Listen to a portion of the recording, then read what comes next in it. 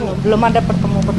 Enggak. Saya belum sempat untuk bercerita lagi. Hanya Aurel memang memberitahu saya sekitar tanggal 1 hari setelah Aurelnya bilang kalau mau nikah.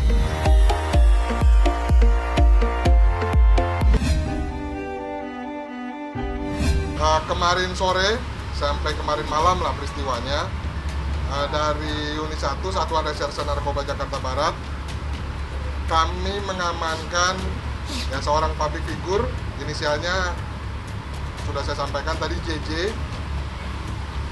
Yang bersangkutan kemudian kita amankan, juga saat ini sedang menjalani pemeriksaan. Itu ada 1 orang anaknya dan bersama-sama dengan suaminya.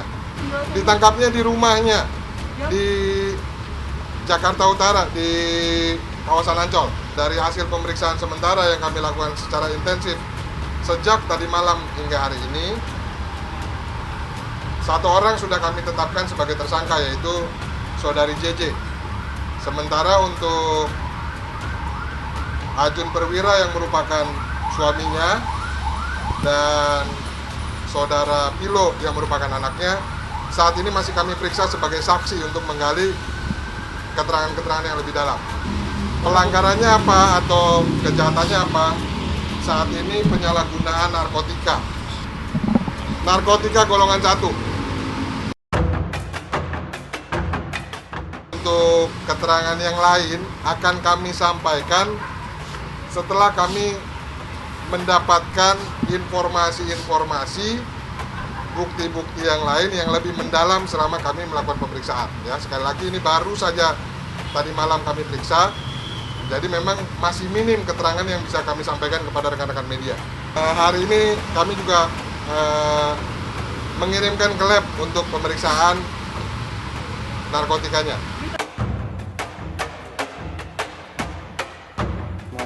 Iya, nggak lihat. Nggak lihat tuh, Pak. Malah saya nggak tahu apa-apa, baru ini malah denger ini baru kaget saya.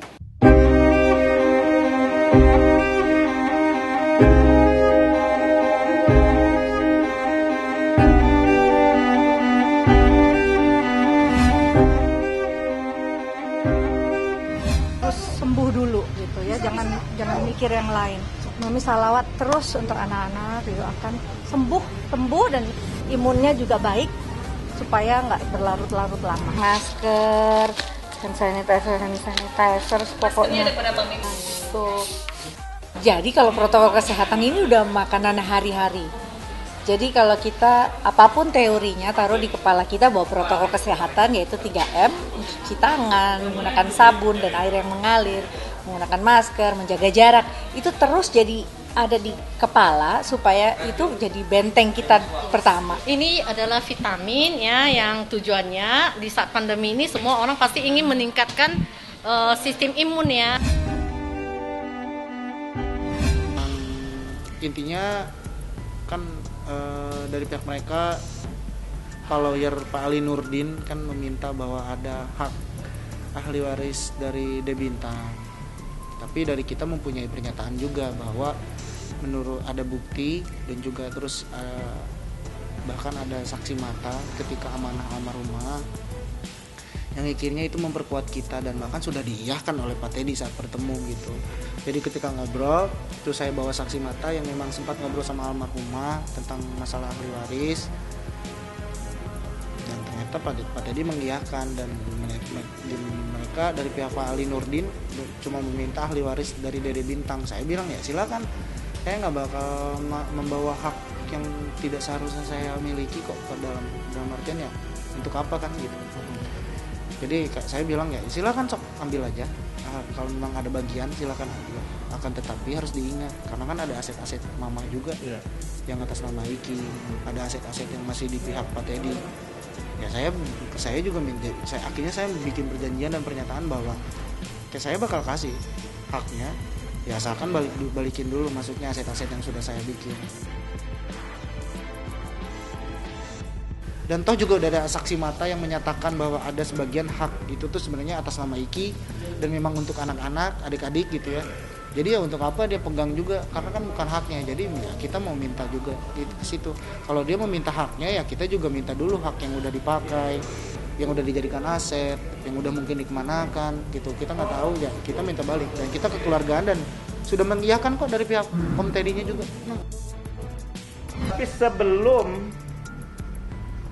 haknya Bintang dan mengenai mengumrohkan itu dipenuhi oleh Rizky dan Putri Delina, itu Putri Delina dan Rizky Febian meminta agar aset-aset maupun dokumen yang milik Rizky Febian maupun milik almarhum itu dikembalikan. Antaranya ada 12 ini yang kita minta segera dikembalikan. Yang pertama, sertifikat rumah Panyawangan dan ruko yang di Komplek Panyawangan. Kemudian rumah kos 32 kamar yang di Bojong Soang. Kemudian uang penjualan rumah di Villa Bandung Indah seharga 1,5 miliar. Kemudian uang penjualan mobil Kijang milik Rizky Febian sebesar 120 juta. Dan kemudian tanah-tanah yang dibeli dengan uangnya Iki atau uangnya almarhum, antara lain di Banjaran, di Ciamis, gitu ya. Kemudian ada toko material juga di Banjaran, ada yang di Majalaya, kemudian tanah di Pangalengan, dan ada usaha grosir di daerah Arjasari, Batu Karir di Kabupaten Bandung. Kalau menjual sesuatu atas nama orang lain itu kan nggak bisa ya secara hukum gitu. Nantinya jadi pidana atau gimana? Ada pemalsuan. Ada pemalsuan. Ini kan bukan atas nama Iki.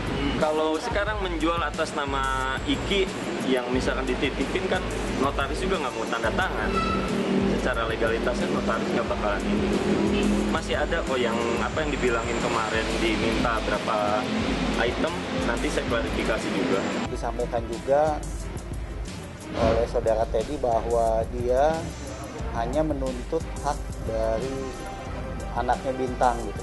Sementara untuk saya sudah yakinkan dia, Kang Teddy, apakah memang hak Anda akan kita perjuangkan juga?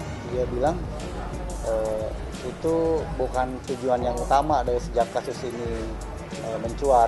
Jadi dia hanya ingin kepastian untuk masa depan anaknya si Bintang, karena itu memang haknya dia gitu. Walaupun secara hukum Teddy juga termasuk ahli waris dan dia harus mendapatkan haknya, tapi dia dengan kebesaran hati dia tidak menuntut haknya dia sebagai ahli waris, tapi dia memperjuangkan hak dari anaknya yang masih kecil. Jadi bersabar, tolong sabar.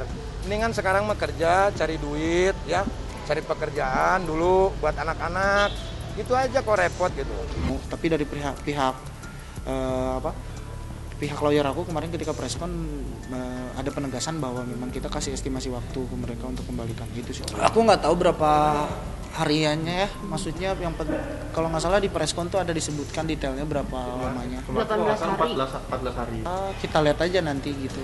Iki juga kan harus discuss juga sama lawyer Iki. Kami kasih waktu 14 hari sejak hari ini. Gitu ya. Kami kasih waktu sesuai dengan surat kami yang kita kirim hari ini, itu kami minta dikembalikan dalam waktu 14 hari sejak surat kami layangkan. Kita selesaikan dengan baik, kembalikan aset-aset itu, kita berikan haknya Bintang, gitu ya. Tapi kalau pemikiran sana itu dikesampingkan, berikan 500 dan 200, ya nggak bisa begitu. Pertanggungjawabkan dulu aset-aset Rizky dan aset-aset almarhum. Itu sudah clear, kita berikan. Itu janjinya Rizky dan Putri Delina. Mudah-mudahan sih dengan cepatnya kasus ini ada kesepakatan, ya masing-masing pihak juga bisa melanjutkan hidupnya masing-masing gitu. Tidak ada yang diganggu lagi, tidak ada yang merasa dikejar-kejar lagi.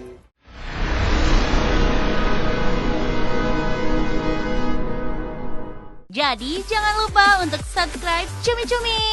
Ditekan ya tombol lonceng merahnya.